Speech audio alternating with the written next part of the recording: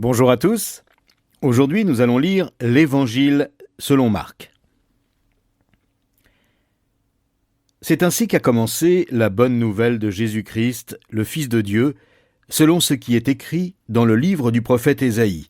« J'enverrai mon messager devant toi, il te préparera le chemin. » On entend la voix de quelqu'un qui crie dans le désert « Préparez le chemin pour le Seigneur, faites-lui des sentiers droits. » Jean parut. Il baptisait dans le désert et disait « Faites-vous baptiser pour montrer que vous changez de vie, et Dieu pardonnera vos péchés. » Tous les habitants de la Judée et de Jérusalem se rendaient auprès de lui. Ils se faisaient baptiser par lui dans le Jourdain en avouant leurs péchés. Jean était vêtu d'un vêtement de poil de chameau, maintenu autour de la taille par une ceinture de cuir. Il se nourrissait de sauterelles et de miel sauvage. Et voici le message qu'il proclamait.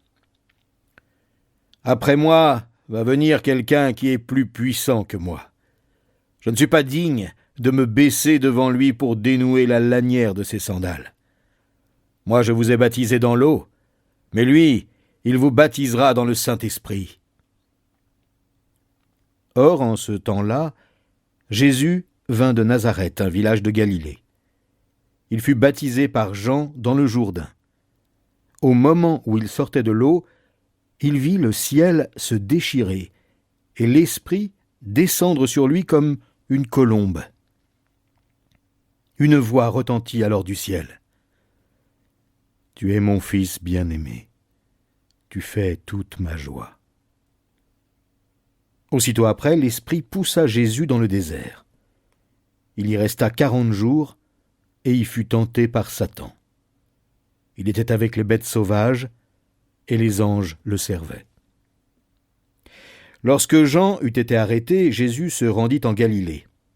Il y prêcha la bonne nouvelle qui vient de Dieu. Il disait « Le temps est accompli, le règne de Dieu est proche, changez de vie et croyez à la bonne nouvelle. » Un jour, comme il longeait le lac de Galilée, il vit Simon et André, son frère. Ils lançaient un filet dans le lac, car c'étaient des pêcheurs. Jésus leur dit « Suivez-moi, et je ferai de vous des pêcheurs d'hommes. » Ils abandonnèrent aussitôt leur filet et le suivirent. Poursuivant son chemin, il vit un peu plus loin Jacques, fils de Zébédée, et Jean, son frère. Eux aussi étaient dans leur barque et réparaient les filets. Aussitôt, il les appela. Ils laissèrent Zébédée, leur père, dans la barque avec ses ouvriers et suivirent Jésus. Ils se rendirent à Capernaum. Le jour du Shabbat, Jésus entra dans la synagogue et se mit à enseigner. Ses auditeurs furent impressionnés par son enseignement car il parlait avec une autorité que n'avaient pas les interprètes de la loi. Or, il se trouvait juste à ce moment-là dans leur synagogue un homme qui était sous l'emprise d'un esprit mauvais. Il se mit à crier « Que nous veux-tu, Jésus de Nazareth? Es-tu venu pour nous détruire? Je sais qui tu es le Saint envoyé par Dieu. » Mais d'un ton sévère, Jésus lui ordonna « Tais-toi et sors de cet homme. » Alors l'esprit mauvais secoua l'homme de convulsions et sortit de lui en poussant un grand cri. Tous furent saisis de stupeur. Ils se demandaient entre eux « Que se passe-t-il? Voilà un enseignement nouveau et donné avec autorité. Il commande même aux esprits mauvais et ils lui obéissent. » Aussitôt sa réputation se répandit dans toute la Galilée. Sortant de la synagogue, Jésus se rendit avec Jacques et Jean à la maison de Simon et d'André. La belle-mère de Simon était couchée avec une forte fièvre. Dès l'arrivée de Jésus, ils lui parlèrent d'elle. Il s'approcha, lui prit la main, la fit lever, la fièvre la quitta, et elle se mit à les servir. Le soir, après le coucher du soleil, on lui amena tous les malades et tous ceux qui étaient sous l'emprise de démons. La ville entière se pressait devant la porte de la maison. Il guérit beaucoup de personnes atteintes de diverses maladies. Il chassa aussi beaucoup de démons et leur défendit de parler car il savait qui il était. Le lendemain, bien avant l'aube, En pleine nuit, il se leva et sortit. Il alla dans un lieu désert pour y prier. Simon et ses compagnons partirent à sa recherche. Quand ils l'eurent trouvé, ils lui dirent « Tout le monde te cherche !»« Allons ailleurs, » leur répondit-il, « dans les villages voisins. Il faut que j'y apporte aussi mon message, car c'est pour cela que je suis venu. » Et il partit à travers toute la Galilée. Il prêchait dans les synagogues des Juifs et chassait les démons. Un lépreux s'approcha de lui. Il le supplia, tomba à genoux devant lui et lui dit « Si tu le veux, tu peux me rendre pur. » Jésus, pris de pitié pour lui, tendit la main, le toucha et lui dit « Oui, je le veux. Sois pur. » À l'instant même, la lèpre le quitta et il fut pur. Jésus le renvoya après lui avoir fait de sévères recommandations. « Attention, ne dis rien à personne de ce qui t'est arrivé, mais va tout de suite te faire examiner par le prêtre et apporte l'offrande prescrite par Moïse pour ta purification. Cela leur prouvera qui je suis. » Mais lui, à peine sorti, se mit à proclamer à tout le monde ce qui lui était arrivé, et il répandit la nouvelle partout. À cause de cela, Jésus ne pouvait plus aller ouvertement dans une localité, il se tenait en dehors dans des lieux déserts. Cependant, on venait à lui de toutes parts. Quelques jours plus tard, Jésus se rendit de nouveau à Capernaum. On apprit qu'il était à la maison. Une foule s'y assembla si nombreuse qu'il ne restait plus de place, pas même devant la porte. Et Jésus leur annonçait le message de Dieu. On lui amena un paralysé, porté par 4 hommes. Mais ils ne purent pas le transporter jusqu'à Jésus à cause de la foule. Alors, ils montèrent sur le toit en terrasse, défirent la toiture de la maison au-dessus de l'endroit où se trouvait Jésus, et par cette ouverture firent glisser le brancard sur lequel le paralysé était couché. Lorsqu'il vit quelle foi ces hommes avaient en lui, Jésus dit au paralysé « Mon enfant, tes péchés te sont pardonnés. » Or il y avait assis là quelques interprètes de la loi qui raisonnaient ainsi en eux-mêmes. « Comment cet homme ose-t-il parler ainsi? Il blasphème. Qui peut pardonner les péchés si ce n'est Dieu seul ?» Jésus sut aussitôt en son esprit les raisonnements qu'ils se faisaient en eux-mêmes. Il leur dit « Pourquoi raisonnez-vous ainsi en vous-mêmes? Qu'y a-t-il de plus facile? Dire au paralysé tes péchés te sont pardonnés, ou bien lève-toi, prends ton brancard et marche? Eh bien, vous allez savoir que le Fils de l'homme a sur la terre le pouvoir de pardonner les péchés. » Alors il déclara au paralysé « Je te l'ordonne, lève-toi, prends ton brancard et rentre chez toi. » Aussitôt cet homme se leva, prit son brancard et sortit devant tout le monde. Tous en furent stupéfaits et rendirent gloire à Dieu en disant « Nous n'avons jamais rien vu de pareil. » Une nouvelle fois, Jésus s'en alla du côté du lac. Les foules venaient à sa rencontre et il les enseignait. En passant, il aperçut Lévi, le fils d'Alphée, installé à son poste de péage, et il lui dit « Suis-moi. » Lévi se leva et le suivit. Comme Jésus était reçu pour un repas dans la maison de Lévi, beaucoup de collecteurs d'impôts et de pécheurs notoires prirent place à table avec ses disciples et avec lui, car ils étaient nombreux à le suivre. En voyant qu'il mangeait avec ces pécheurs notoires et ces collecteurs d'impôts, les interprètes de la loi qui appartenaient au parti des pharisiens interpellèrent ses disciples. « Comment votre maître peut-il manger avec ces collecteurs d'impôts et ces pécheurs ?» Jésus, qui les avait entendus, leur dit « Les bien portants n'ont pas besoin de médecins. Ce sont les malades qui en ont besoin. Je ne suis pas venu appeler des justes, mais des pécheurs. » Un jour que les disciples de Jean et les pharisiens étaient en train de jeûner, ils vinrent trouver Jésus et lui demandèrent « Comment se fait-il que tes disciples ne jeûnent pas, alors que les disciples de Jean et les pharisiens le font ?»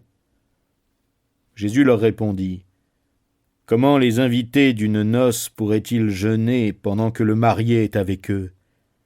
Aussi longtemps que le marié se trouve parmi eux, ils ne peuvent pas jeûner. Le temps viendra où il leur sera enlevé, alors, ce jour-là, ils jeûneront. Personne ne raccommode un vieux vêtement avec un morceau d'étoffe neuve. Sinon la pièce rapportée tire sur la vieille étoffe et en arrache une partie. Finalement, la déchirure est pire qu'avant. De même, personne ne verse du vin qui fermente encore dans de vieilles outres.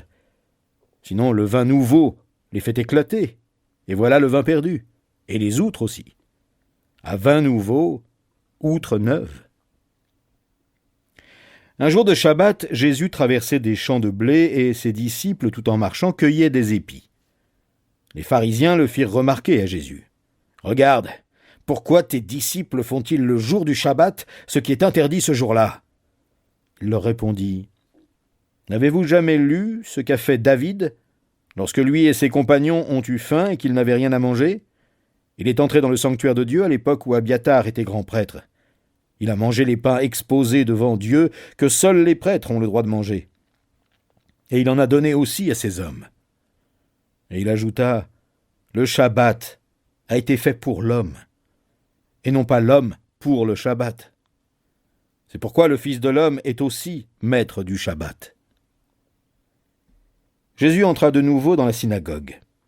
Il s'y trouvait un homme avec la main paralysée. On le surveillait attentivement pour voir s'il le guérirait un jour de Shabbat. Il voulait ainsi pouvoir l'accuser. Jésus dit à l'homme à la main infirme, « Lève-toi et mets-toi là, au milieu. » Puis il demanda aux autres, « Est-il permis le jour du Shabbat de faire du bien ou de faire du mal ? A-t-on le droit de sauver une vie ou faut-il la laisser se détruire ?» Mais personne ne dit mot. Jésus promena sur eux un regard indigné, profondément attristé par la dureté de leur cœur. Il dit à l'homme, « Étends la main. » Il la tendit, et elle fut guérie. Aussitôt les pharisiens sortirent de la synagogue et allèrent se concerter avec des membres du parti d'Hérode sur les moyens de faire mourir Jésus. Jésus se retira du côté du lac avec ses disciples. Une foule immense le suivait. Elle était venue de la Galilée, de la Judée, de Jérusalem, de l'Idumée, des territoires de l'autre côté du Jourdain, ainsi que de la région de Tyr et de Sidon. Ces gens venaient à lui car ils avaient appris tout ce qu'il faisait. Il demanda alors à ses disciples de tenir une barque à sa disposition pour éviter d'être écrasé par la foule. En effet, comme il guérissait beaucoup de gens, tous les malades se précipitaient vers lui pour le toucher. Lorsque des gens qui étaient sous l'emprise d'esprits mauvais le voyaient, ils se prosternaient devant lui et s'écriaient « Tu es le Fils de Dieu !» Mais il leur défendait absolument de faire savoir qui il était.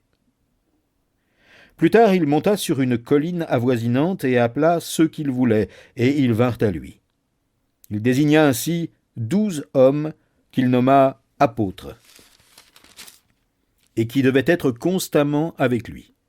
Il les envoya annoncer l'Évangile avec le pouvoir de chasser les démons. Voici les noms des 12 qu'il désigna. Simon, auquel Jésus donna le nom de Pierre. Jacques, fils de Zébédée, et Jean, son frère, auquel il donna le nom de Boanerges, ce qui signifie « fils du tonnerre ». André, Philippe, Barthélemy, Matthieu, Thomas, Jacques, fils d'Alphée, Thaddée, Simon, un ancien membre du parti des Zélotes, et Judas Iscariote, celui qui le trahit. Jésus alla à la maison et, de nouveau, la foule s'y pressa au point que lui et ses disciples n'arrivaient même plus à manger. Quand les membres de sa famille l'apprirent, ils vinrent pour le ramener de force avec eux. Ils disaient en effet « Il est devenu fou !» Les interprètes de la loi qui étaient venus de Jérusalem disaient « Il est sous l'emprise de Béelzébul. C'est par le pouvoir du chef des démons qu'il chasse les démons. » Alors Jésus les appela et leur expliqua la situation au moyen de paraboles. Comment Satan peut-il chasser Satan ? Un pays déchiré par la guerre civile ne peut pas subsister. Si une famille est divisée, Cette famille ne peut pas subsister. Si donc Satan se bat contre lui-même, si son royaume est divisé, il ne peut plus subsister, c'en est fini de lui. En fait, personne ne peut pénétrer dans la maison d'un homme fort pour s'emparer de ses biens sans avoir d'abord ligoté cet homme fort. C'est alors qu'il pillera sa maison. Vraiment, je vous avertis, tout sera pardonné aux hommes, leurs péchés et les blasphèmes qu'ils auront prononcés. Mais si quelqu'un blasphème contre l'Esprit Saint, il ne lui sera jamais pardonné. Il portera éternellement la charge de ce péché. Jésus leur parla ainsi parce qu'il disait « Il est sous l'emprise d'un esprit mauvais ». La mère et les frères de Jésus arrivèrent. Ils se tinrent dehors et envoyèrent quelqu'un l'appeler. Beaucoup de monde était assis autour de lui. On vint lui dire « Ta mère, tes frères et tes sœurs sont dehors et te cherchent. » Il répondit « Qui sont ma mère et mes frères ?»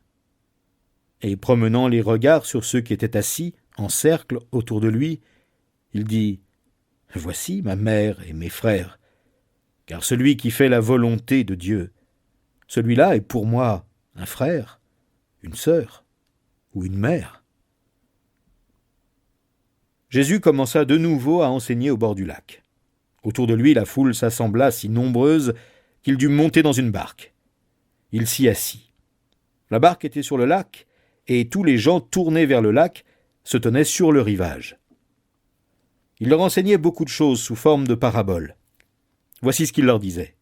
« Écoutez, un semeur sortit pour semer. Or, comme il répandait sa semence, des grains tombèrent au bord du chemin. Les oiseaux vinrent et les mangèrent. D'autres tombèrent sur un sol rocailleux, et ne trouvant qu'une mince couche de terre. Ils levèrent rapidement parce que la terre sur laquelle ils étaient tombés n'était pas profonde. Mais quand le soleil monta dans le ciel, les petits plants furent vite brûlés. Et comme ils n'avaient pas pris racine, ils se desséchèrent.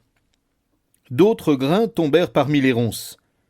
Celles-ci grandirent et étouffèrent les jeunes pousses, si bien qu'elles ne produisirent pas de fruits. D'autres encore tombèrent dans la bonne terre et donnèrent des épis qui poussèrent et se développèrent jusqu'à maturité, produisant l'un 30 grains, un autre 60, un autre 100.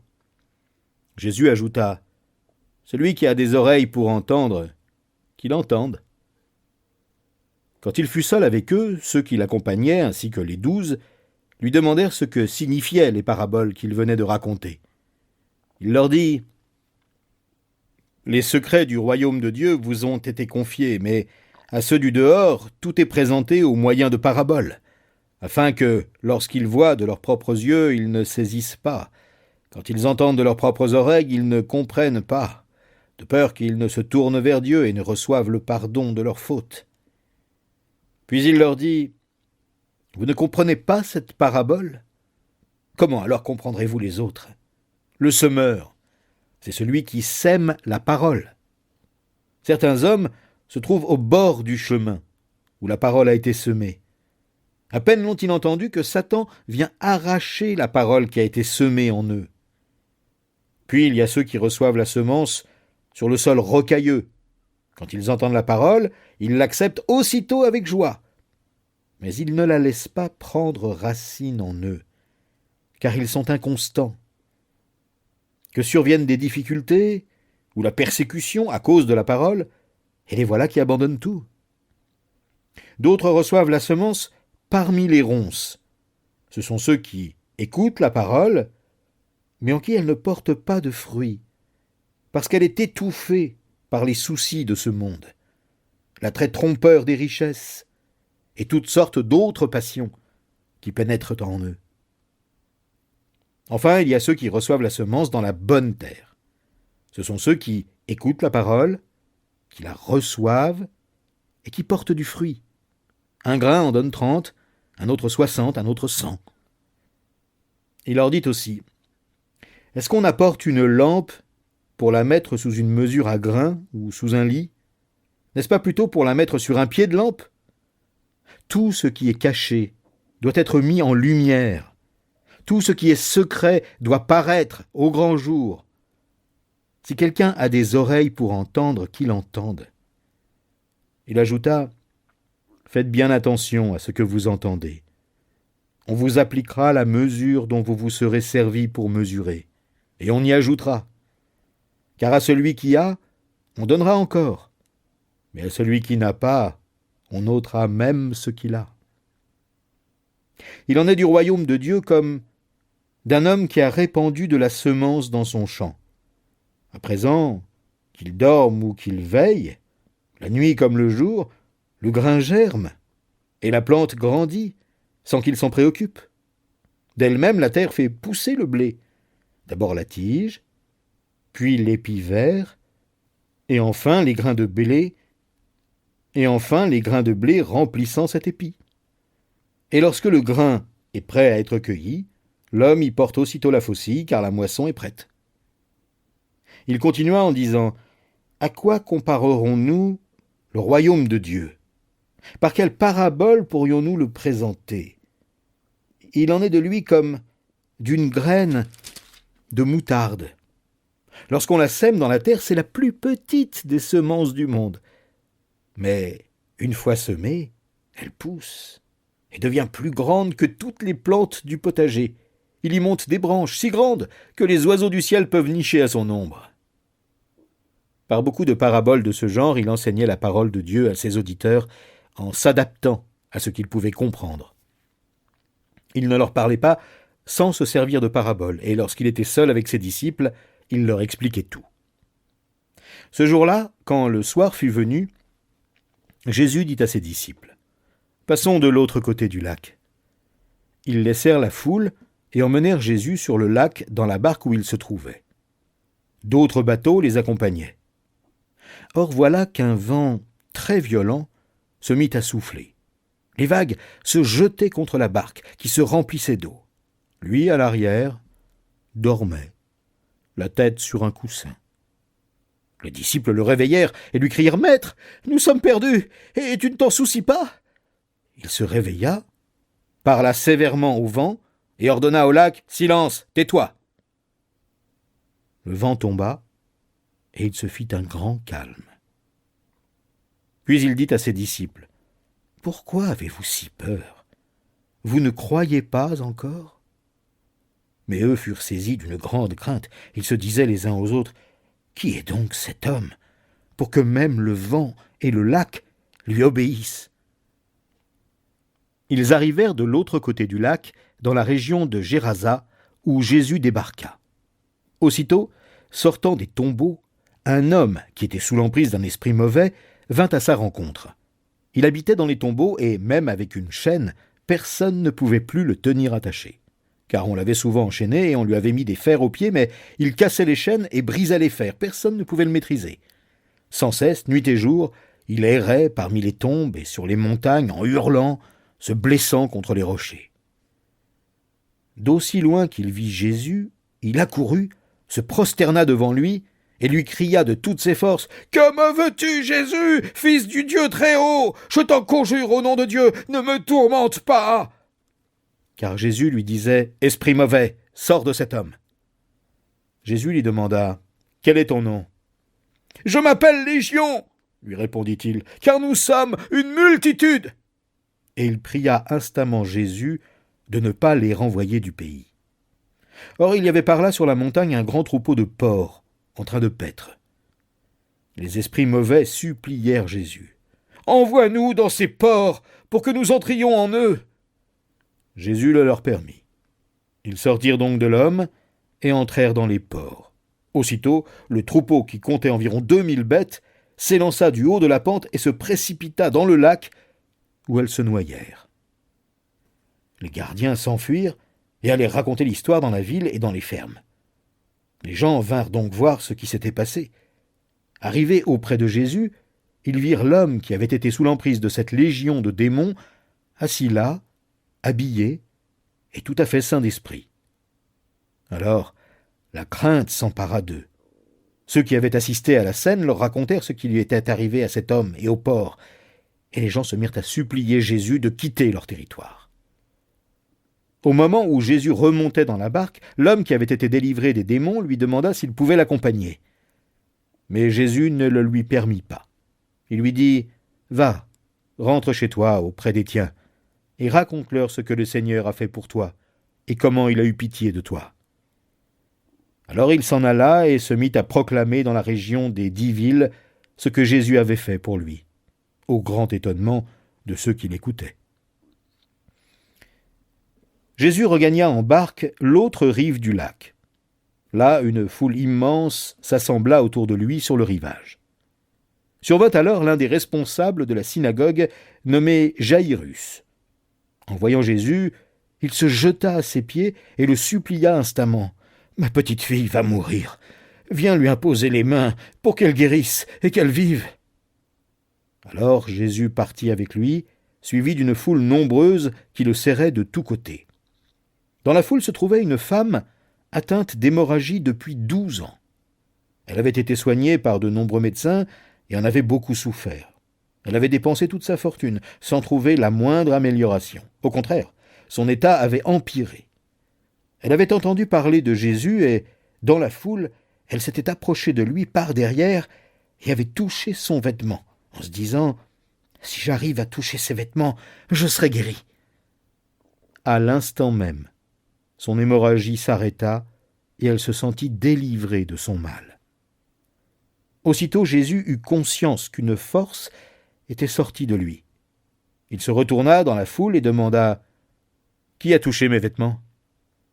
Ses disciples lui dirent « Tu vois la foule qui te presse de tous côtés et tu demandes « Qui m'a touché ?»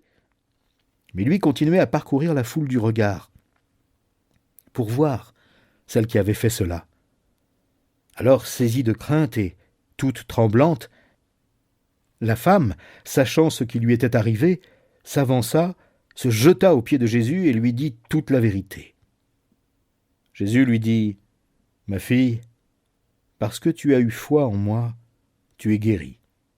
Va en paix et sois guérie de ton mal. » Pendant qu'il parlait encore, quelques personnes arrivèrent de chez le chef de la synagogue pour lui dire « Ta fille est morte, à quoi bon importuner encore le maître ?»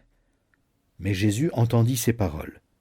Il dit au chef de la synagogue « Ne crains pas, crois seulement. » Il ne permit à personne de le suivre plus loin, excepté Pierre, Jacques et Jean, son frère. En arrivant à la maison du chef de la synagogue, Jésus vit une grande agitation. On pleurait et on poussait des cris. Il entra dans la maison et dit « Pourquoi ce tumulte? Pourquoi ces pleurs? L'enfant n'est pas morte, elle est seulement endormie. » Mais on se moqua de lui. Alors il fit sortir tout le monde, prit avec lui le père et la mère de l'enfant, ainsi que les disciples qui l'accompagnaient, et il entra dans la pièce où l'enfant était couché.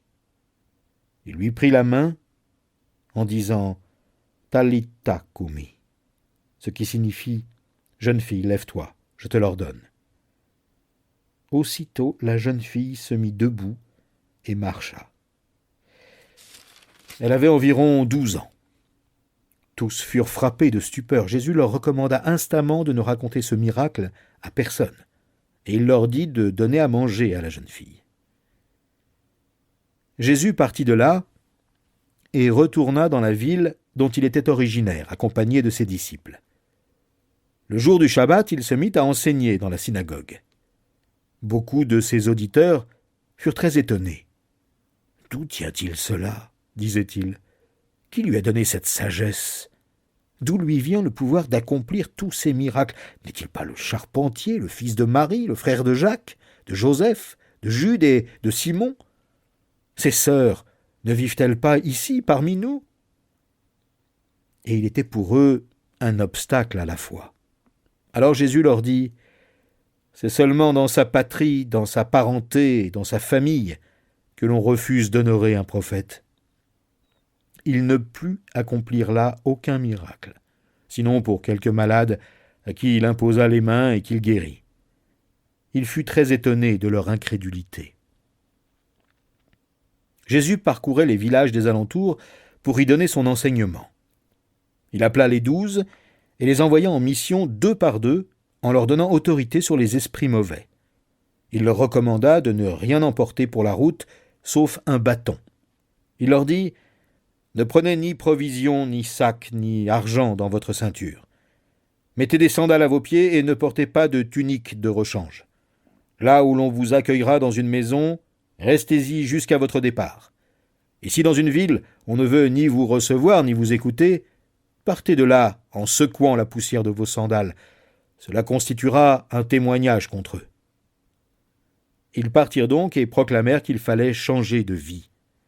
Ils chassaient aussi beaucoup de démons et guérissaient de nombreux malades en versant de l'huile sur eux.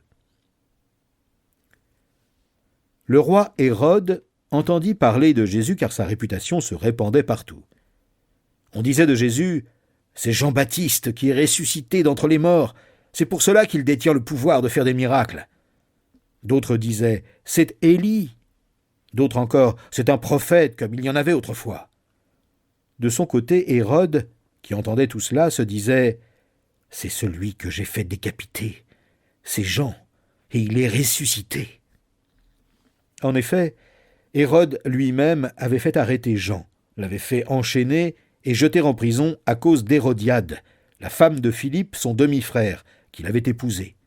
Car Jean disait à Hérode « Tu n'as pas le droit de prendre la femme de ton frère. » Hérodiade, furieuse contre lui, cherchait à le faire mourir, mais elle n'y parvenait pas, car Hérode craignait Jean. Il savait que c'était un homme juste et saint. Il le protégeait donc. Quand il l'entendait parler, il en restait fort perplexe, et pourtant il aimait l'entendre. Un jour cependant, Hérodiade trouva une occasion favorable lors de l'anniversaire d'Hérode. Celui-ci organisa ce jour-là une grande fête à laquelle il invita les hauts dignitaires de sa cour, les officiers supérieurs et les notables de la Galilée. Au cours du banquet, la fille d'Hérodiade entra dans la salle. Elle dansa, Hérode et ses invités étaient sous son charme.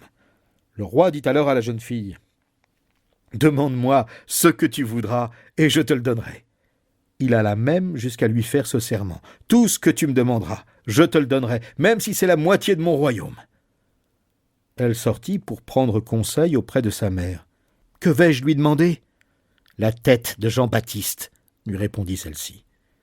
Aussitôt, la jeune fille se hâta de retourner auprès du roi pour lui exprimer son vœu en ces termes. « Je veux que, tout de suite, tu me donnes sur un plat la tête de Jean-Baptiste. » Le roi en fut consterné. Mais à cause de son serment et de ses invités, il ne voulut pas le lui refuser. Il envoya donc aussitôt un garde en lui ordonnant de rapporter la tête de Jean. Celui-ci s'en alla décapiter Jean dans la prison.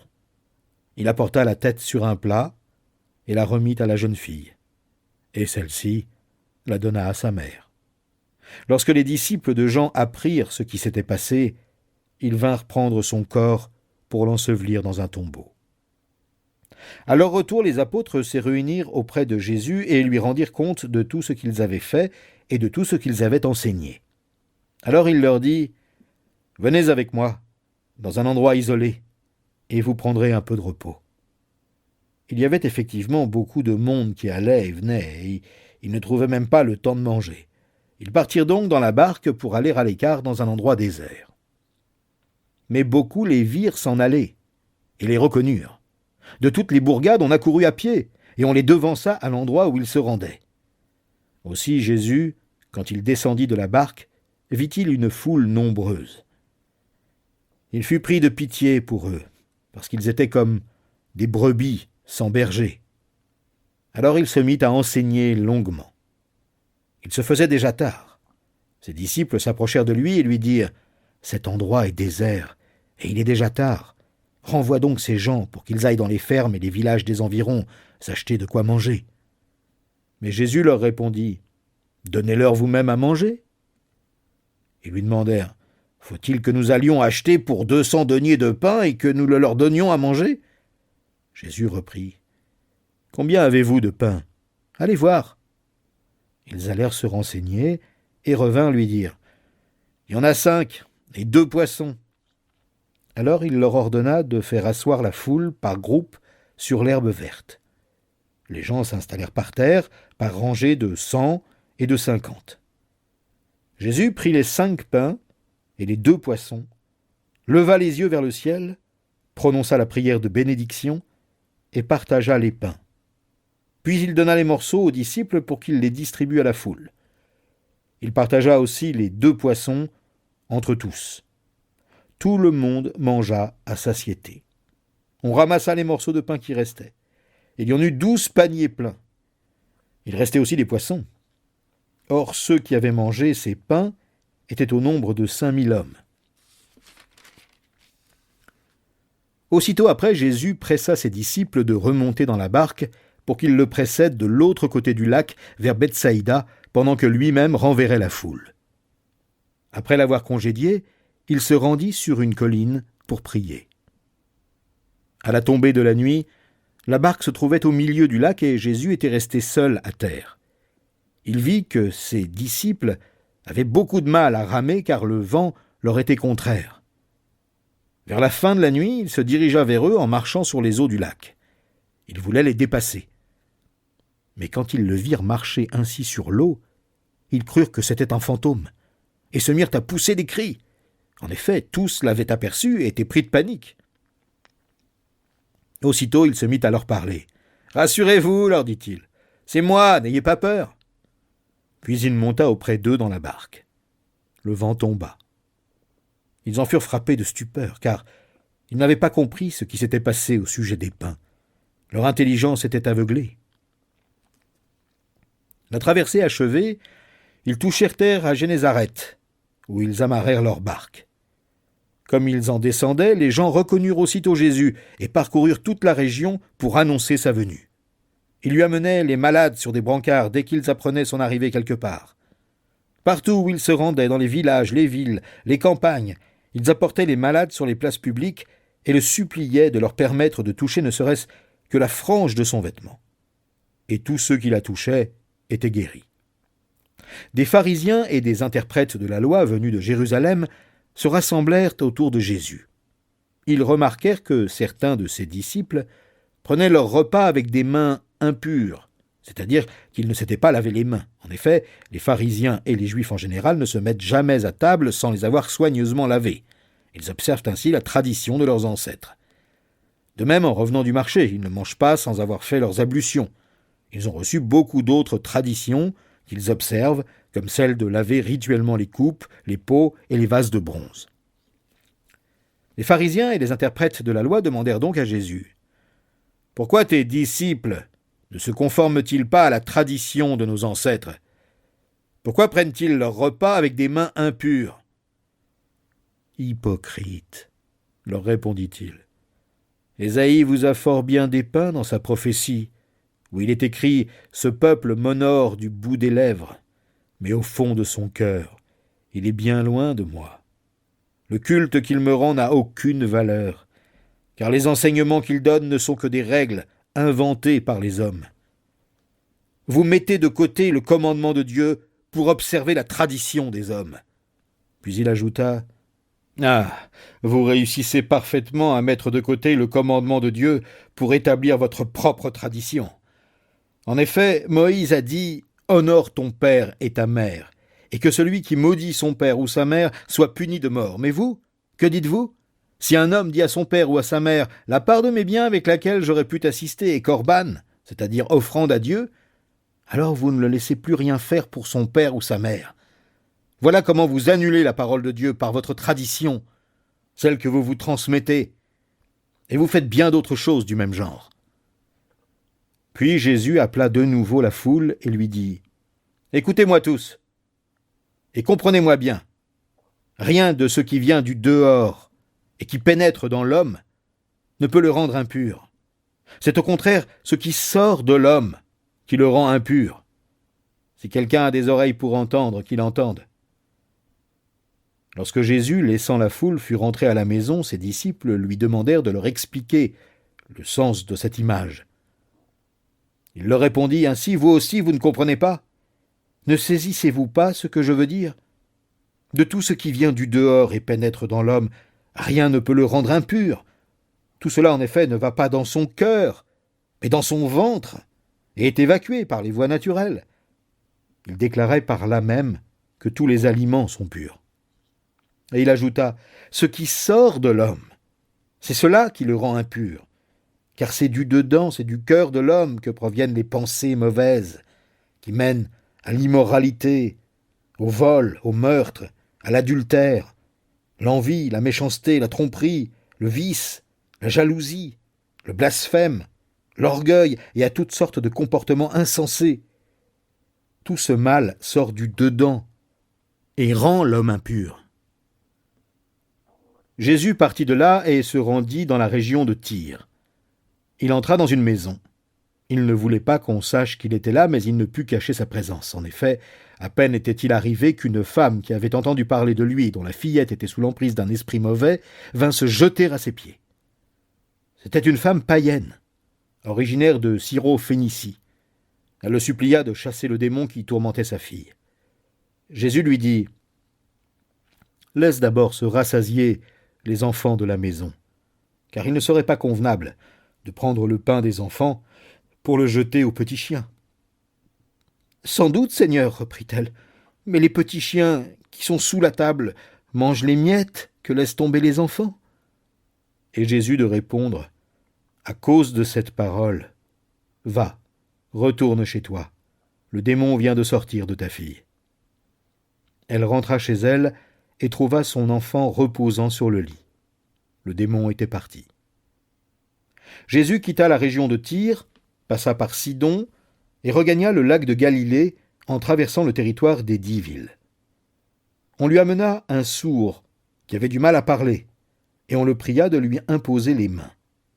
Jésus l'emmena seul avec lui, loin de la foule. Après avoir posé ses doigts sur les oreilles du malade, il les humecta de salive et lui toucha la langue. Alors, il leva les yeux au ciel, poussa un soupir et dit « Ephphatha », ce qui signifie « Ouvre-toi ».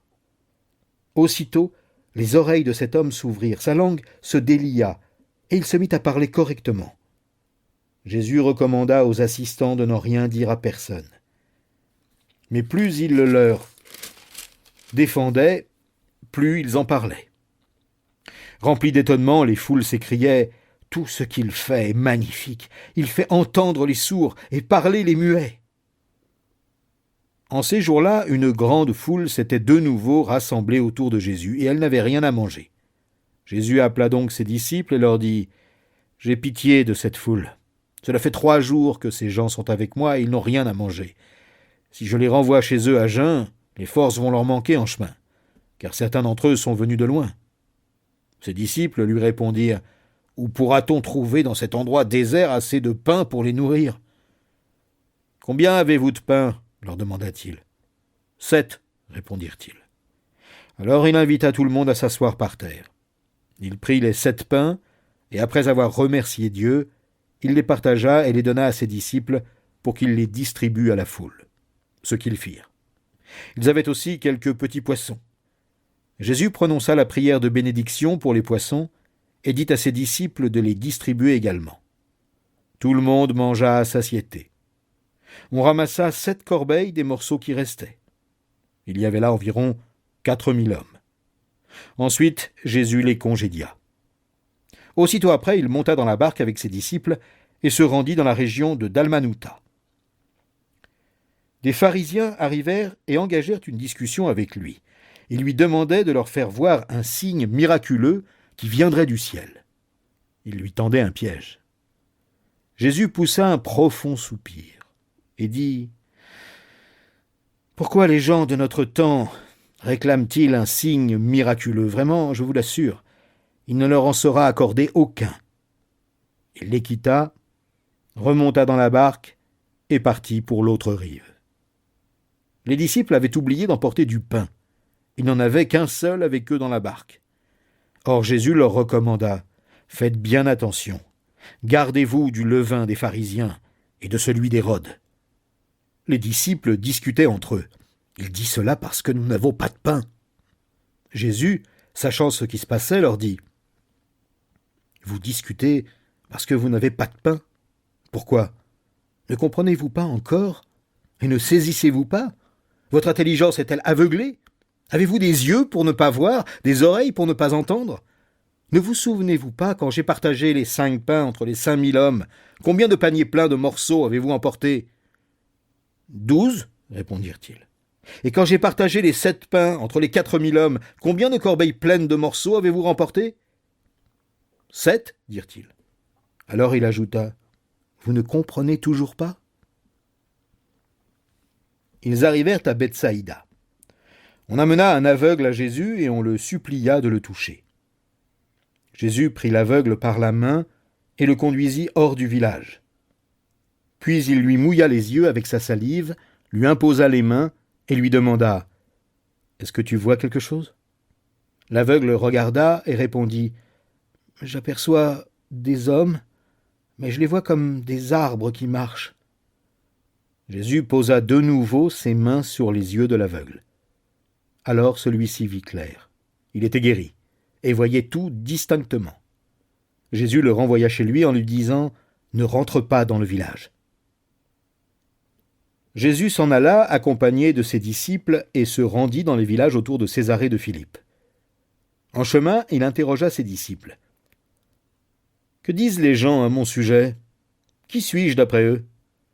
Ils lui répondirent « Pour les uns, tu es Jean-Baptiste, pour d'autres, Élie, pour d'autres encore, l'un des prophètes. » Alors il leur demanda « Et vous, qui dites-vous que je suis ?» Pierre lui répondit « Tu es le Messie. » Il leur ordonna de ne le dire à personne. Et il commença à leur enseigner que le Fils de l'homme devait beaucoup souffrir, être rejeté par les responsables du peuple, les chefs des prêtres et les interprètes de la loi. Il devait être mis à mort et ressuscité 3 jours après. Il leur dit tout cela très clairement. Alors Pierre le prit à part et se mit à lui faire des reproches. Mais Jésus se retourna, regarda ses disciples et reprit Pierre sévèrement. « Arrière, Satan, éloigne-toi de moi, car tes pensées ne sont pas celles de Dieu, ce sont des pensées toutes humaines. » Là-dessus, Jésus appela la foule, ainsi que ses disciples, et leur dit « Si quelqu'un veut me suivre, qu'il renonce à lui-même, qu'il se charge de sa croix et qu'il me suive. En effet, celui qui est préoccupé de sauver sa vie la perdra. Mais celui qui perdra sa vie à cause de moi et de l'Évangile la sauvera. Si un homme parvenait à posséder le monde entier, à quoi cela lui servirait-il s'il perd sa vie ? Et que peut-on donner pour racheter sa vie ? Si quelqu'un a honte de moi et de mes paroles au milieu des hommes de ce temps qui sont infidèles à Dieu et qui transgressent sa loi, le Fils de l'homme à son tour aura honte de lui quand il viendra dans la gloire de son Père avec les saints anges.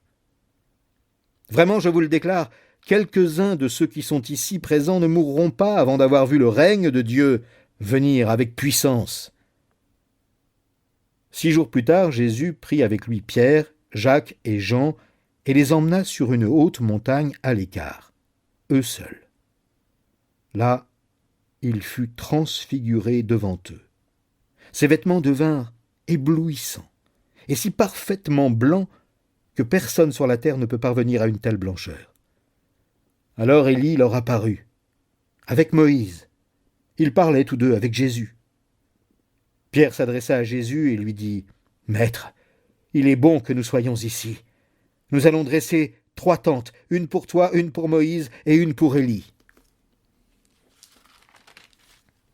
En fait, ils ne savaient pas que dire, car ils étaient tous les 3 remplis de peur. Une nuée se forma alors et les enveloppa. Une voix en sortit. « Celui-ci est mon fils bien-aimé. Écoutez-le. » Aussitôt les disciples regardèrent autour d'eux, et ils ne virent plus personne, sinon Jésus, qui était seul avec eux.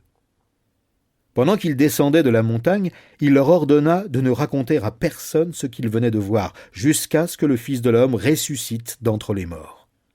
Ils obéirent à cet ordre, mais discutaient entre eux sur ce que ressusciter d'entre les morts voulait dire.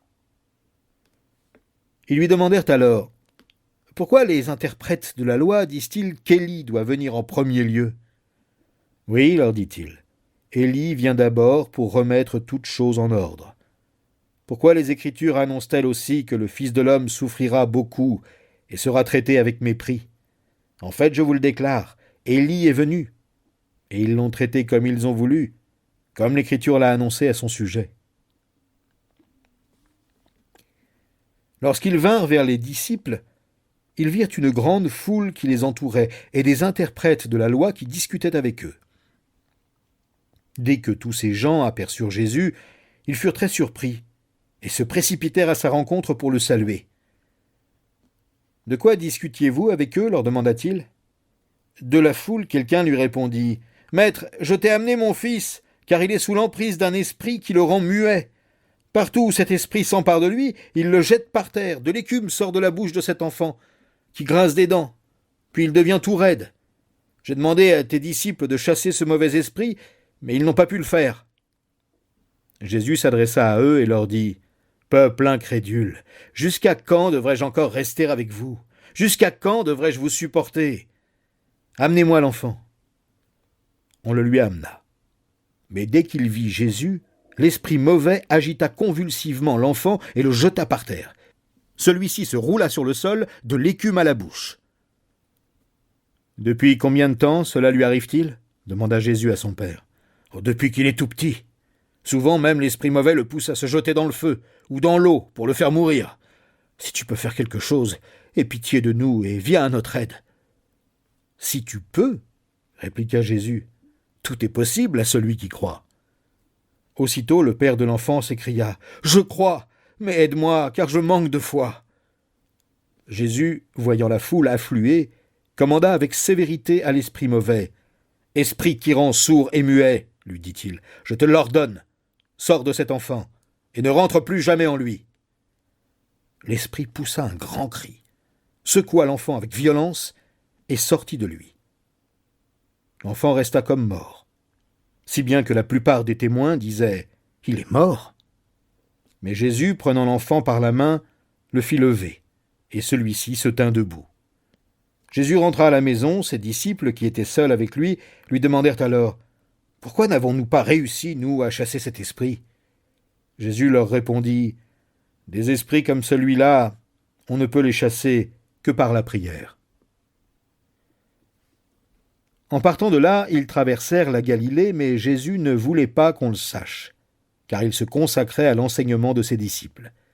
Il leur disait « Le Fils de l'homme va être livré aux mains des hommes. Ils le feront mourir, mais 3 jours après sa mort, il ressuscitera. » Eux, cependant, ne comprenaient pas ces paroles, et ils avaient peur de lui demander des explications. Ils arrivèrent à Capernaum. Quand ils furent rentrés à la maison, Jésus leur demanda « De quoi avez-vous discuté en route ?»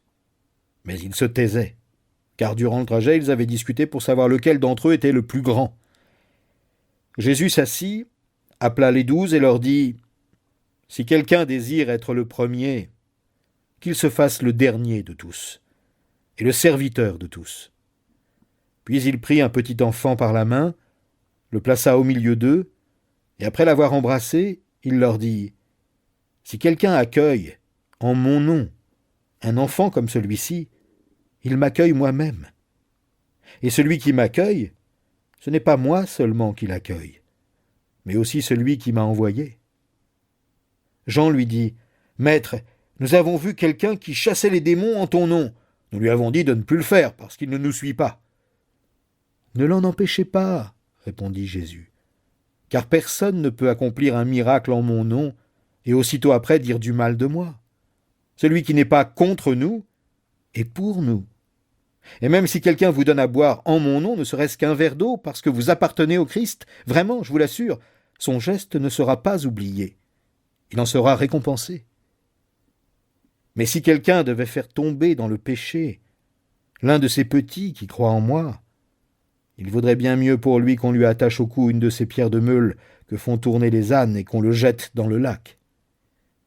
Si ta main te fait tomber dans le péché, coupe-la, car il vaut mieux pour toi entrer dans la vie avec une seule main que de garder tes 2 mains et d'être jeté en enfer dans le feu qui ne s'éteint jamais. Si ton pied te fait tomber dans le péché, coupe-le, car il vaut mieux pour toi entrer dans la vie avec un seul pied que de garder tes 2 pieds et d'être jeté en enfer. Si c'est ton œil qui te fait tomber dans le péché, jette-le au loin, car il vaut mieux pour toi entrer avec un seul œil dans le royaume de Dieu que de garder tes 2 yeux et d'être jeté en enfer, où le ver rongeur ne meurt point et où le feu ne s'éteint jamais. En effet, chacun doit être salé de feu.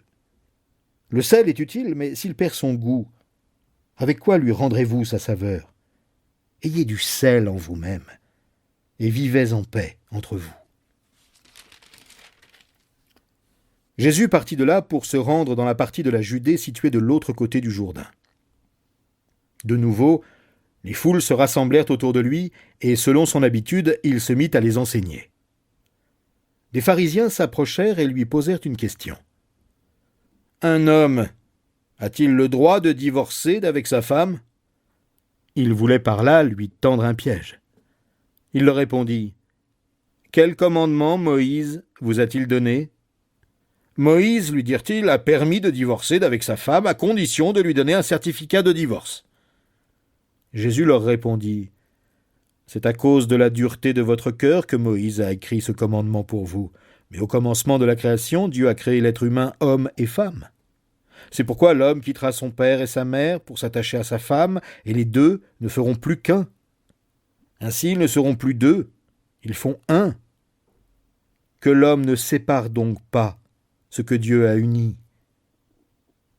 De retour à la maison, les disciples l'interrogèrent à nouveau sur ce sujet. Il leur dit « Celui qui divorce et se remarie commet un adultère à l'égard de sa première femme. Et si une femme divorce et se remarie, elle commet un adultère. » Des gens amenèrent à Jésus de petits enfants pour qu'il pose les mains sur eux, mais les disciples leur firent des reproches. Jésus le vit et il s'en indigna. « Laissez donc les petits enfants venir à moi, ne les en empêchez pas, car le royaume de Dieu appartient à ceux qui leur ressemblent. Vraiment, je vous l'assure, celui qui ne reçoit pas le royaume de Dieu comme un petit enfant n'y entrera pas. » Là-dessus, il prit les enfants dans ses bras, posa les mains sur eux et les bénit. Comme il partait, un homme accourut, se jeta à genoux devant lui et lui demanda « Bon maître, que dois-je faire pour obtenir la vie éternelle ?» « Pourquoi m'appelles-tu bon ?» lui répondit Jésus. « Personne n'est bon, sinon Dieu seul. Tu connais les commandements. Ne commets pas de meurtre, ne commets pas d'adultère, ne vole pas, ne porte pas de faux témoignages, ne fais de tort à personne, honore ton père et ta mère. »« Maître, répondit l'homme, tout cela je l'ai appliqué depuis ma jeunesse. » Jésus posa sur cet homme un regard plein d'amour et lui dit « Il ne te manque qu'une chose. Va, vends tout ce que tu possèdes. Donne le produit de la vente aux pauvres, et tu auras un capital au ciel. Puis viens et suis-moi. » En entendant ces paroles, l'homme s'assombrit et s'en alla tout triste, car il était très riche. Jésus parcourut du regard le cercle de ses disciples, puis il leur dit qu'il est difficile à ceux qui ont des richesses d'entrer dans le royaume de Dieu. Cette parole surprit les disciples, mais Jésus insista. « Oui, mes enfants, qu'il est difficile d'entrer dans le royaume de Dieu. Il est plus facile à un chameau de passer par le trou d'une aiguille qu'à un riche d'entrer dans le royaume de Dieu. » Les disciples furent encore plus étonnés, et ils se demandaient entre eux, « Mais alors, qui peut être sauvé ?» Jésus les regarda et leur dit, « Aux hommes, c'est impossible, mais non à Dieu, car tout est possible à Dieu. » Alors Pierre dit, « Et nous avons tout quitté pour te suivre. » Jésus répondit, « Vraiment, je vous l'assure, quiconque quitte à cause de moi et de l'Évangile sa maison, ses frères, ses sœurs, sa mère, son père, ses enfants ou ses terres, recevra 100 fois plus dès à présent. Des maisons, des frères, des sœurs, des mères, des enfants, des terres, avec des persécutions, et dans le monde à venir, la vie éternelle. Mais beaucoup qui sont maintenant les premiers seront les derniers, et beaucoup qui sont maintenant les derniers seront les premiers. » Ils étaient en route pour monter à Jérusalem. Jésus marchait en tête. L'angoisse s'était emparée des disciples, et ceux qui les suivaient étaient dans la crainte. Jésus prit de nouveau les 12 à part, et il se mit à leur dire ce qui allait arriver. « Voici, nous montons à Jérusalem. Le Fils de l'homme y sera livré aux chefs des prêtres et aux interprètes de la loi. Ils le condamneront à mort, et le remettront entre les mains des païens. Ils se moqueront de lui cracheront au visage, le battront à coups de fouet, et le mettront à mort. Puis, au bout de 3 jours, il ressuscitera. » Alors, Jacques et Jean, les fils de Zébédée, s'approchèrent de Jésus et lui dirent « Maître, nous désirons que tu fasses pour nous ce que nous allons te demander. »« Que désirez-vous que je fasse pour vous ?» leur demanda-t-il. Ils répondirent « Accorde-nous de siéger l'un à ta droite et l'autre à ta gauche, lorsque tu seras dans la gloire. » Mais Jésus leur dit « Vous ne vous rendez pas compte de ce que vous demandez. Pouvez-vous boire la coupe que je vais boire, ou passer par le baptême que j'aurai à subir ?»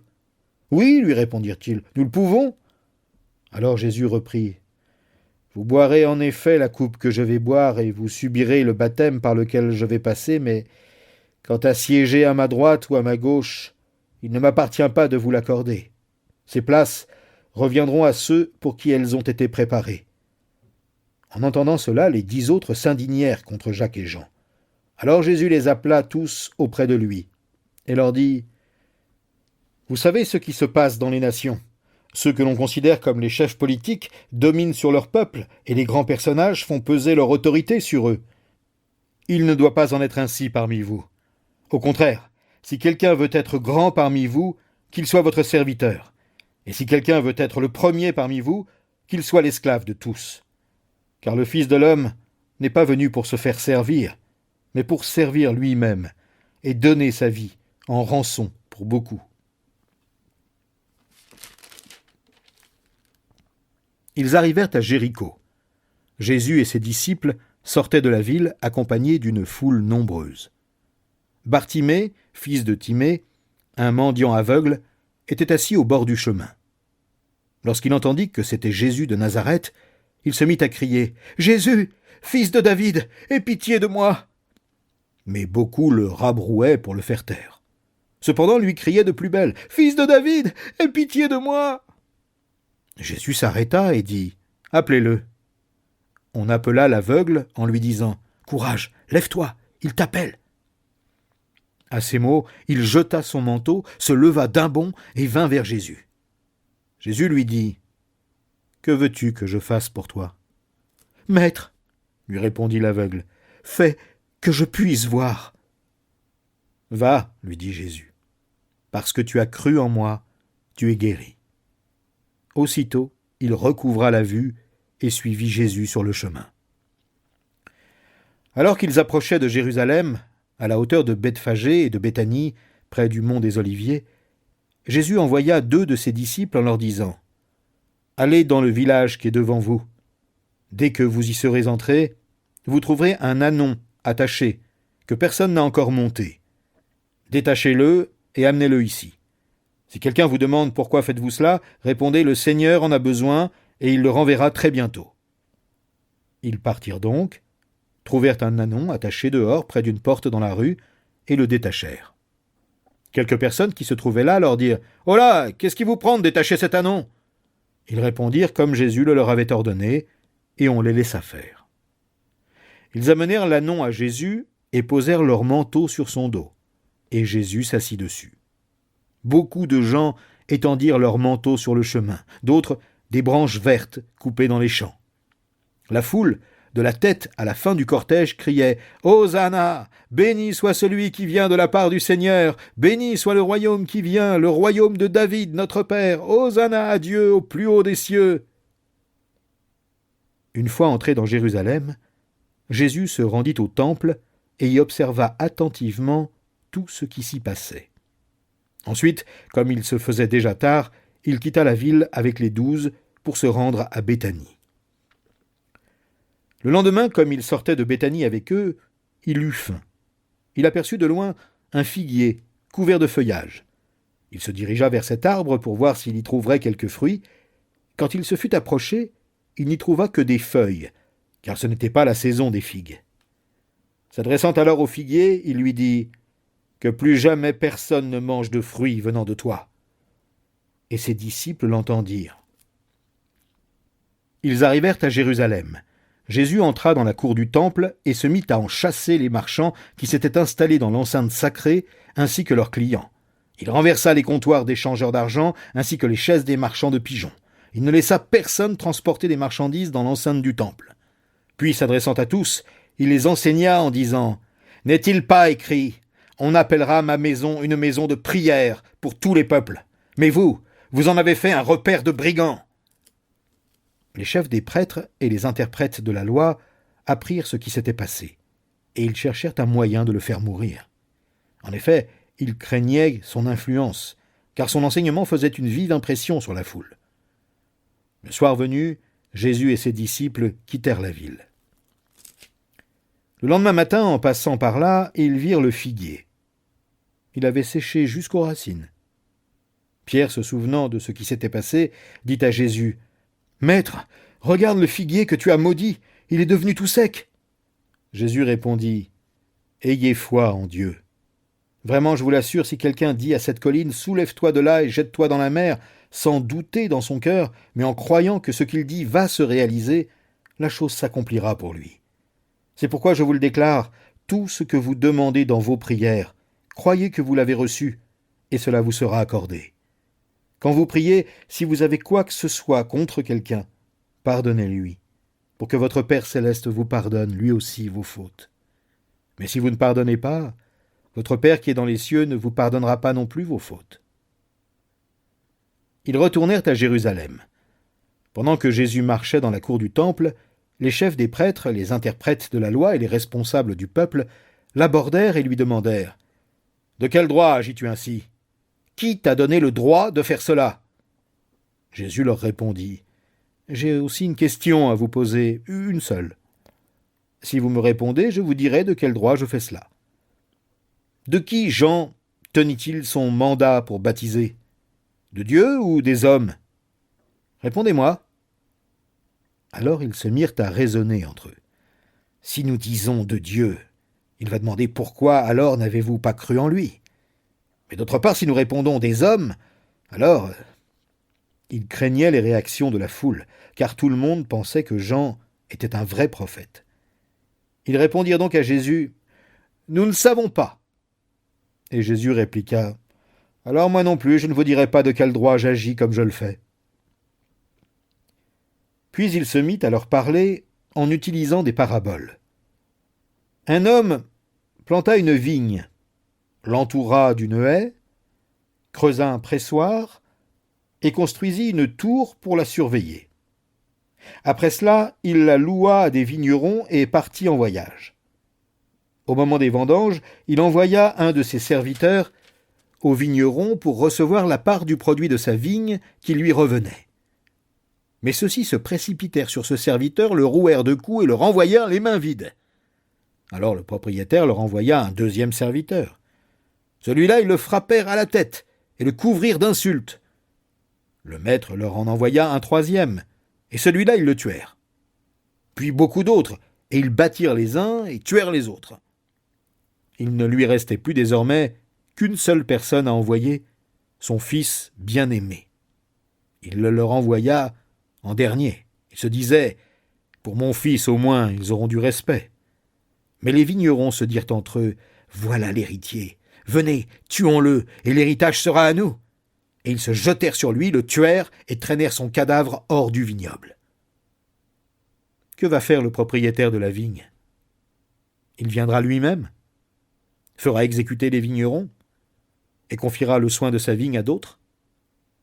N'avez-vous pas lu ces paroles de l'Écriture ? La pierre rejetée par les constructeurs est devenue la pierre principale à l'angle de l'édifice. C'est le Seigneur qui l'a voulu ainsi, et c'est un prodige à nos yeux. Les chefs des prêtres, les interprètes de la loi et les responsables du peuple cherchaient un moyen d'arrêter Jésus. Mais ils avaient peur de la réaction de la foule. En effet, ils avaient bien compris que c'était eux que Jésus visait par cette parabole. Ils le laissèrent donc et se retirèrent. Cependant, ils lui envoyèrent une délégation de pharisiens et de membres du parti d'Hérode pour le prendre au piège de ses propres paroles. Ils vinrent lui dire « Maître, nous savons que tu parles vrai et que tu ne te laisses influencer par personne car tu ne regardes pas la position sociale mais tu enseignes en toute vérité comment Dieu nous demande de vivre.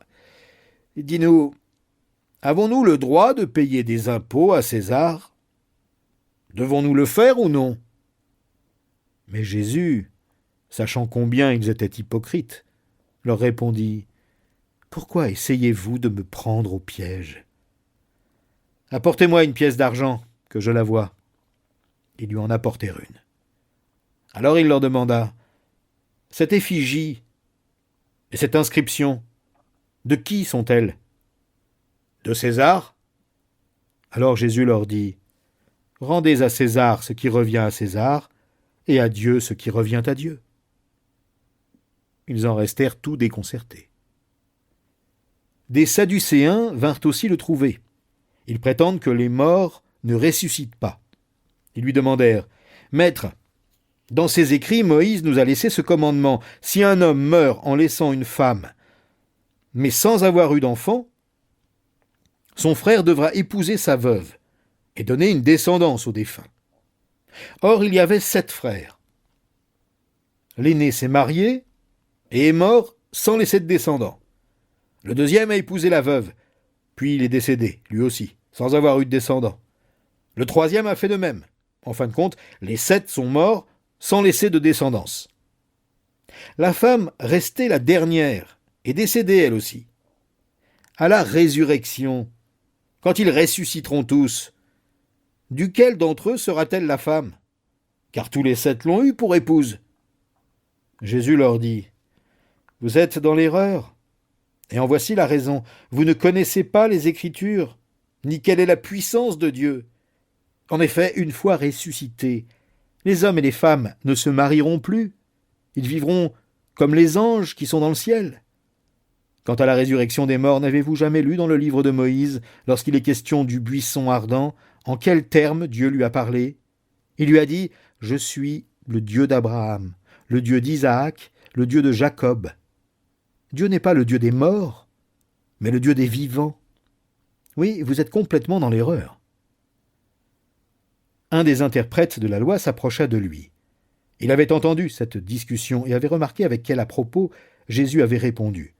Il lui demanda « Quel est le commandement le plus important de tous ?» Jésus répondit « Voici le commandement le plus important. Écoute, Israël, le Seigneur est notre Dieu. Il est le seul Dieu. Tu aimeras donc le Seigneur ton Dieu de tout ton cœur, de toute ton âme, de toute ta pensée et de toute ton énergie. Et voici celui qui vient en second rang. Tu aimeras ton prochain comme toi-même. Il n'y a pas de commandement plus important que cela. » « C'est bien, maître, » lui dit l'interprète de la loi. « Tu as dit vrai. Il n'y a qu'un seul Dieu, il n'y en a pas d'autre que lui. L'aimer de tout son cœur, de toute son intelligence et de toute son énergie, ainsi qu'aimer son prochain comme soi-même, c'est bien plus important que tous les holocaustes et tous les sacrifices. » Jésus, voyant qu'il avait répondu avec intelligence, lui dit « Tu n'es pas loin du royaume de Dieu. » Après cela, personne n'osa plus lui poser des questions. Pendant qu'il enseignait dans la cour du temple, Jésus demanda « Comment les interprètes de la loi peuvent-ils dire que le Messie doit être un descendant de David ? David lui-même, inspiré par le Saint-Esprit, a déclaré « Le Seigneur a dit à mon Seigneur, viens siéger à ma droite jusqu'à ce que j'aie mis tes ennemis sous tes pieds. » Si donc David lui-même appelle le Messie « Seigneur », comment celui-ci peut-il être son descendant ? Il y avait là une foule nombreuse qui écoutait Jésus avec un vif plaisir. Il disait dans son enseignement « Gardez-vous des interprètes de la loi. Ils aiment à parader en costume de cérémonie, être salués sur les places publiques, avoir les sièges d'honneur dans les synagogues et les meilleures places dans les banquets, mais ils dépouillent les veuves de leurs biens tout en faisant de longues prières pour l'apparence. Leur condamnation n'en sera que plus sévère. » Puis Jésus s'assit en face du tronc. Il observait ceux qui y déposaient de l'argent. Beaucoup de riches y avaient déjà déposé de fortes sommes, quand arriva une pauvre veuve qui déposa 2 petites pièces, une somme minime. Alors Jésus appela ses disciples et leur dit « Vraiment, je vous l'assure, cette pauvre veuve a donné bien plus que tous ceux qui ont mis de l'argent dans le tronc. Car tous les autres ont seulement donné de leur superflu, mais elle, dans sa pauvreté, elle a donné tout ce qu'elle possédait, tout ce qu'elle avait pour vivre. » Comme Jésus sortait du temple, un de ses disciples lui dit « Regarde, maître, quelle belle pierre, quel édifice magnifique !» Jésus lui répondit « Oui, regarde bien ces grandes constructions. Il ne restera pas une pierre sur une autre, tout sera démoli. » Puis il alla s'asseoir sur les pentes du mont des Oliviers en face du temple. Pierre, Jacques et Jean et André le prirent à part et lui demandèrent « Dis-nous, quand cela se produira-t-il ? Et à quel signe reconnaîtra-t-on que tous ces événements seront près de s'accomplir ?» Là-dessus, Jésus leur dit « Faites attention que personne ne vous induise en erreur. Plusieurs viendront sous mon nom en disant « Je suis le Messie » et ils tromperont beaucoup de gens. Quand vous entendrez parler de guerre et de menaces de guerre, ne vous laissez pas troubler, car cela doit arriver. Mais ce ne sera pas encore la fin. En effet, on verra se dresser une nation contre une nation, un royaume contre un autre.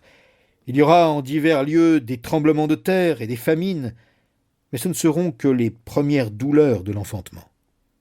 Quant à vous, faites attention pour vous-même. On vous traduira devant les tribunaux des Juifs, on vous fouettera dans les synagogues, vous comparaîtrez devant des gouvernements et des rois à cause de moi, pour leur apporter un témoignage. Il faut avant tout que la bonne nouvelle soit annoncée à toutes les nations. Quand on vous emmènera pour vous traduire devant les autorités, ne vous inquiétez pas à l'avance de ce que vous direz, mais dites simplement ce qui vous sera donné au moment même.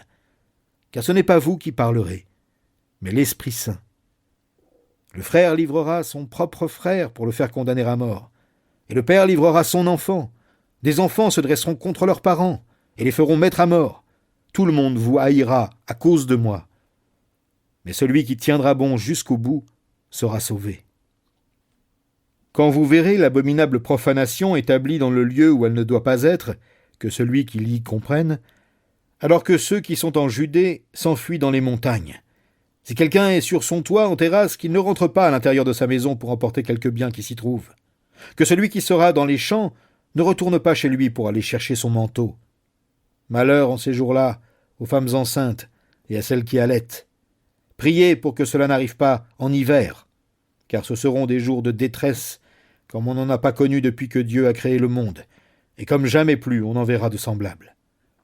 Vraiment, si le Seigneur n'avait pas décidé de réduire le nombre de ces jours, personne n'en échapperait, mais, à cause de ceux qu'il a choisis pour être à lui, il abrégera ce temps de calamité.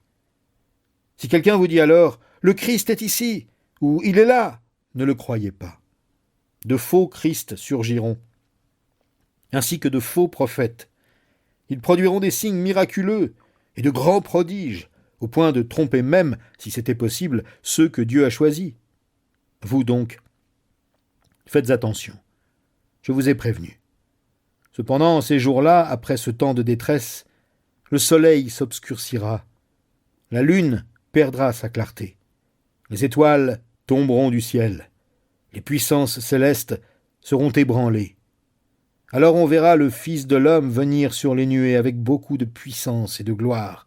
Il enverra ses anges rassembler ses élus des quatre coins de l'horizon, d'un bout à l'autre de l'univers. Que l'exemple du figuier vous serve d'enseignement. Quand ses rameaux deviennent tendres et que ses feuilles poussent, vous savez que l'été est proche. De même, quand vous verrez se produire ces événements, sachez que le Fils de l'homme est proche, comme aux portes de la ville. Vraiment, je vous assure que cette génération-ci ne passera pas avant que tout cela ne commence à se réaliser. Le ciel et la terre passeront, mais mes paroles ne passeront jamais. Quant au jour ou à l'heure, personne ne sait quand cela se produira, ni les anges du ciel, ni même le Fils. Seul le Père le sait. Soyez vigilants, restez sur vos gardes, puisque vous ne savez pas quand viendra le moment. Les choses se passeront comme lorsqu'un homme quitte sa maison pour un long voyage et en laisse la responsabilité à ses serviteurs en confiant à chacun sa tâche. Il commande au portier de veiller, tenez-vous donc vous aussi en éveil. car vous ne savez pas quand le maître de la maison doit revenir. Sera-ce tard, à minuit, au chant du coq, ou le matin, qu'il ne vous trouve pas en train de dormir s'il revient à l'improviste. Ce que je dis là, je vous le dis à tous, tenez-vous en éveil. On était à 2 jours de la Pâque et de la fête des pains sans levain.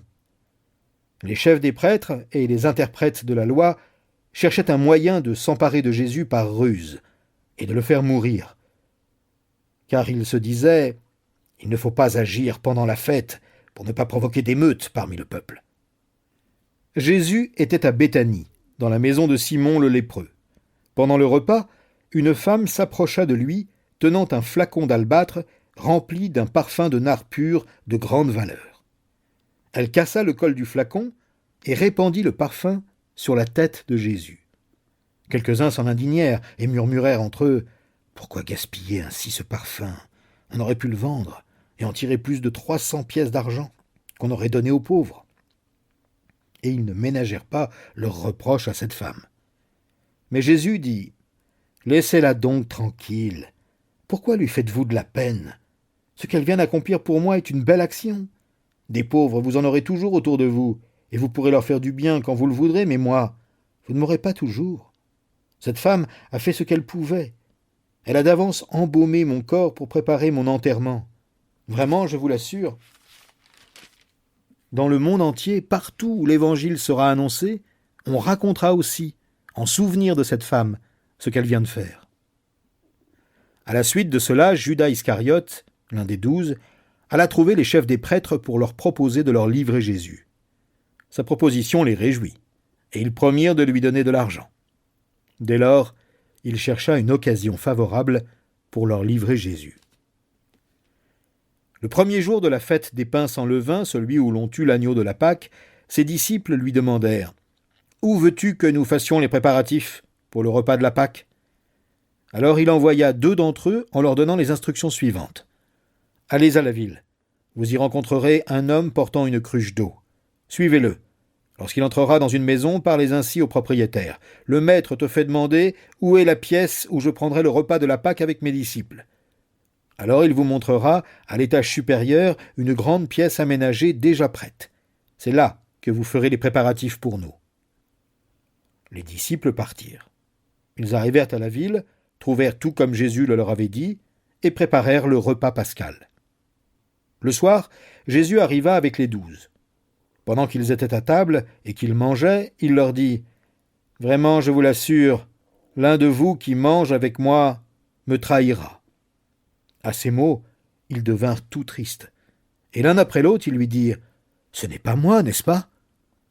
Alors il reprit « C'est l'un des 12, celui qui trempe son morceau dans le plat avec moi.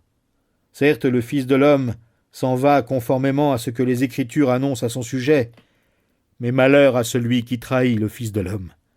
Il aurait mieux valu pour lui n'être jamais né. » Au cours du repas, Jésus prit du pain, puis après avoir prononcé la prière de bénédiction, il le partagea en morceaux, qu'il donna à ses disciples en disant « Prenez, ceci est mon corps. » Ensuite il prit une coupe, remercia Dieu et la leur donna.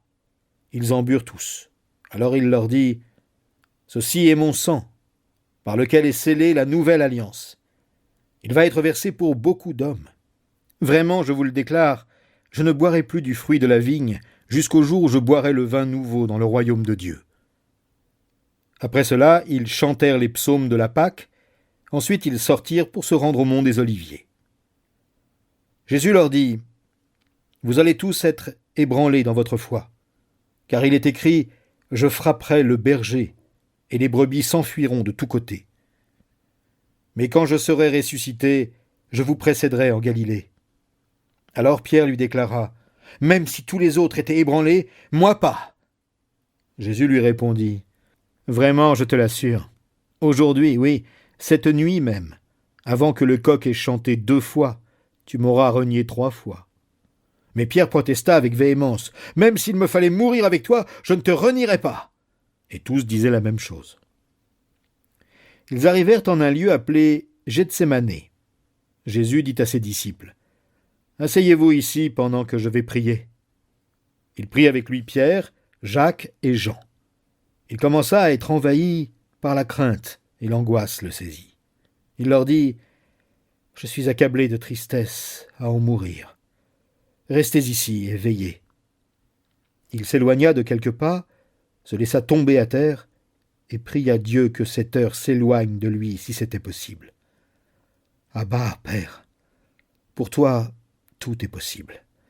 Épargne-moi la coupe de l'épreuve.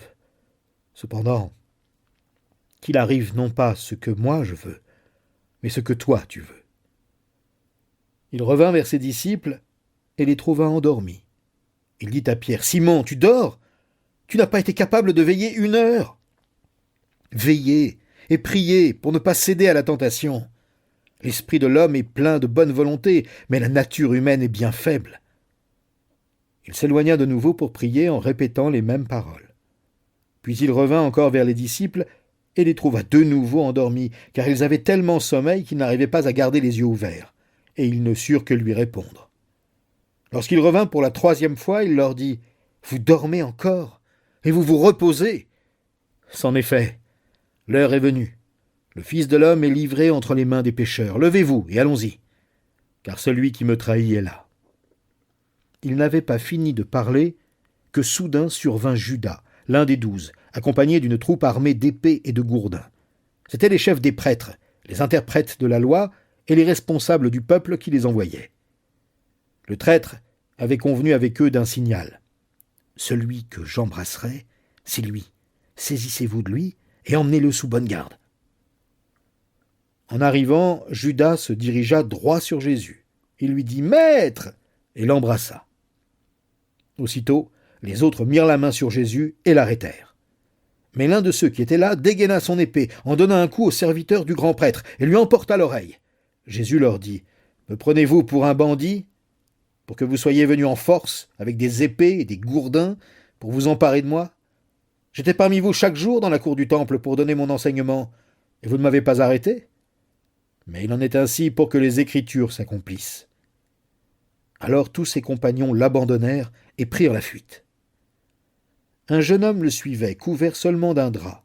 On le saisit, mais il abandonna le drap et s'enfuit tout nu. Jésus fut conduit devant le grand prêtre, chez qui se rassemblèrent les chefs des prêtres, les responsables du peuple et les interprètes de la loi. Pierre l'avait suivi à distance jusqu'à l'intérieur de la cour du palais du grand prêtre. Il était assis avec les gardes, près du feu, pour se réchauffer. Les chefs des prêtres et le grand conseil au complet cherchaient un témoignage contre Jésus pour pouvoir le condamner à mort. Mais ils n'en trouvèrent pas, car il y avait beaucoup de gens pour apporter des faux témoignages contre lui, mais ces témoignages ne concordaient pas. Finalement, quelques-uns se levèrent pour porter contre lui ce faux témoignage. « Nous l'avons entendu dire, je démolirai ce temple fait de mains d'hommes, et en 3 jours j'en reconstruirai un autre, qui ne sera pas fait par des mains humaines. » Mais même là-dessus, leur déposition ne s'accordait pas. Alors le grand prêtre se leva au milieu de l'assemblée et interrogea Jésus. « Eh bien, demanda-t-il, tu n'as rien à répondre au témoignage qu'on vient de porter contre toi ?» Mais Jésus garda le silence et ne répondit pas. Le grand prêtre l'interrogea de nouveau et lui demanda « Es-tu le Messie, le Fils du Dieu béni ?» Et Jésus lui répondit « Oui, je le suis. Et vous verrez le Fils de l'homme siéger à la droite du Tout-Puissant et venir en gloire avec les nuées du ciel. » Alors le grand prêtre déchira sa tunique en signe de consternation et s'écria « Qu'avons-nous encore besoin de témoins? Vous avez entendu le blasphème. Qu'en concluez-vous » Tous alors le condamnèrent en le déclarant passible de mort. Quelques-uns se mirent à cracher sur lui. Ils lui recouvrirent le visage et le frappèrent en lui disant « Hé, fais le prophète, qui c'est ?» Les gardes l'emmenèrent et lui donnèrent des gifles. Pendant ce temps, Pierre était en bas dans la cour intérieure. Une des servantes du grand prêtre arriva. Elle vit Pierre qui se chauffait et le dévisagea. Elle lui dit « Toi aussi, tu étais avec ce Jésus, ce Nazaréen ?» Mais Pierre le nia en disant « Je ne vois pas, je ne comprends pas ce que tu veux dire. » Puis il sortit de la cour et entra dans le vestibule. Alors un coq chanta. Mais la servante le vit et recommença à dire à ceux qui se trouvaient là, « Il fait aussi partie de ces gens-là !» Il le nia de nouveau. Peu après, ceux qui se trouvaient là redirent à Pierre, « C'est sûr, tu fais partie de ces gens. D'ailleurs, tu es galiléen. » Alors il déclara, « Je le jure, et que Dieu me condamne si ce n'est pas vrai. Je ne connais pas l'homme dont vous parlez. » Aussitôt, pour la seconde fois, un coq chanta. Alors Pierre se souvint de ce que Jésus lui avait dit. « Avant que le coq ne chante 2 fois, tu m'auras renié 3 fois. » Et il fondit en larmes. Dès l'aube, les chefs des prêtres tinrent conseil avec les responsables du peuple, les interprètes de la loi et tout le grand conseil. Ils firent enchaîner Jésus, l'emmenèrent et le remirent entre les mains de Pilate. Pilate l'interrogea. « Es-tu le roi des Juifs ?»« Tu le dis toi-même, » lui répondit Jésus. Les chefs des prêtres portèrent contre lui de nombreuses accusations. Pilate l'interrogea de nouveau et lui dit « Eh bien, tu ne réponds rien ? Tu as entendu toutes les accusations qu'ils portent contre toi. » Mais au grand étonnement de Pilate, Jésus ne répondit plus rien. À chaque fête de la Pâque, il relâchait un prisonnier, celui que le peuple réclamait. Or il y avait à ce moment-là, sous les verrous, le nommé Barabbas, arrêté avec d'autres agitateurs qui avaient commis un meurtre au cours d'une émeute. La foule monta donc au prétoire et se mit à réclamer la faveur que le gouverneur lui accordait d'habitude. Pilate répondit « Voulez-vous que je vous relâche le roi des Juifs ?» Il s'était rendu compte en effet que les chefs des prêtres lui avaient livré Jésus par jalousie. Mais les chefs des prêtres persuadèrent la foule de demander qu'il libère plutôt Barabbas. « Mais alors, insista Pilate, que voulez-vous donc que je fasse de celui que vous appelez le roi des Juifs ?» De nouveau, ils crièrent « Crucifie-le !»« Qu'a-t-il fait de mal ?» Eux, cependant, crièrent de plus en plus fort « Crucifie-le !» Alors, Pilate, voulant donner satisfaction à la foule, leur relâcha Barabbas, et après avoir fait battre Jésus à coups de fouet, il le livra pour qu'on le crucifie. Les soldats emmenèrent Jésus dans la cour intérieure du palais et firent venir toute la cohorte. Alors ils revêtirent Jésus d'un manteau de couleur pourpre et lui posèrent une couronne tressée de rameaux épineux. Puis ils le saluèrent en disant « Salut, roi des Juifs !» Ils le frappaient à la tête avec un roseau et crachaient sur lui, s'agenouillaient, se prosternaient devant lui. Quand ils eurent fini de se moquer de lui, ils lui arrachèrent le manteau de couleur pourpre, lui remirent ses vêtements et l'emmenèrent hors de la ville pour le crucifier. Ils obligèrent un passant qui revenait des champs, Simon de Cyrène, le père d'Alexandre et de Rufus, à porter la croix de Jésus. Et ils amenèrent Jésus au lieu appelé Golgotha, ce qui signifie « lieu du crâne ». Ils lui donnèrent du vin additionné de myrrhe, mais il n'en prit pas. Ils le clouèrent sur la croix. Puis ils se partagèrent ses vêtements en tirant au sort ce qui reviendrait à chacun. Il était environ 9 heures du matin quand ils le crucifièrent. L'écriteau sur lequel était inscrit le motif de sa condamnation portait ces mots « Le roi des Juifs ». Avec Jésus, ils crucifièrent 2 brigands, l'un à sa droite, l'autre à sa gauche. Ceux qui passaient par là lui lançaient des insultes en secouant la tête et criaient « Hé, toi qui démolis le temple et qui le reconstruis en 3 jours, sauve-toi toi-même, descends de la croix !»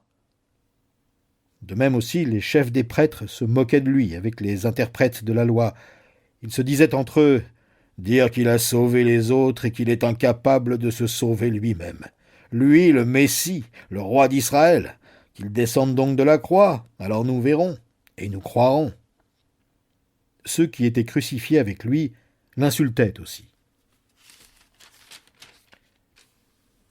À midi, le pays tout entier fut plongé dans l'obscurité, et cela dura jusqu'à 3 heures de l'après-midi.